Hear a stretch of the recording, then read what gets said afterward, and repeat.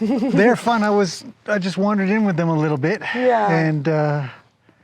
And pretty soon they all just sort of herded up and we just wandered around slowly together.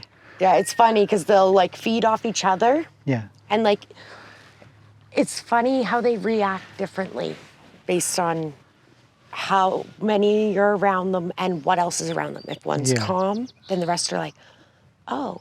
Like the first one that came and ate out of my hand, then the rest are all like, oh. That looks good. Okay. Or the first one to try the grain and they're like, they're watching it like, are you gonna die? Is that a really dangerous thing?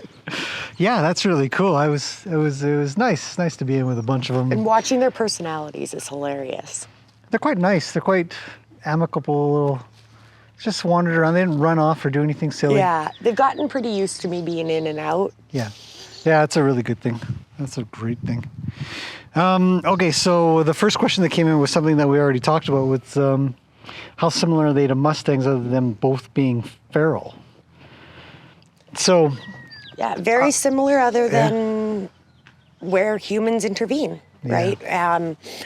We've had areas, like we had a stud in a certain area of Penticton that we actually traded for a stud out of like Williams Lake. Oh.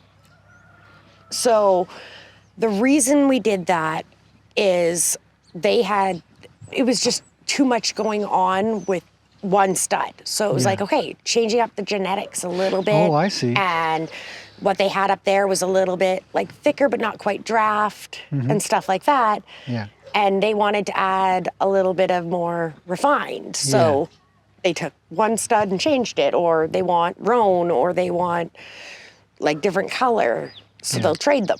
Yeah. It's a good idea. Yeah. Yeah. And for the most part, like they won't introduce like, not anymore, at least. There was like, well, every now and then we do get domestic stuff out there. Yeah. Like it happens. People dump them.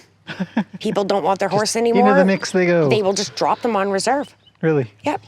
And we'll know, right? We can usually tell because, well, they'll approach people, first of all, but they don't do as well. They don't understand the concept of going out there and searching for your food all the time.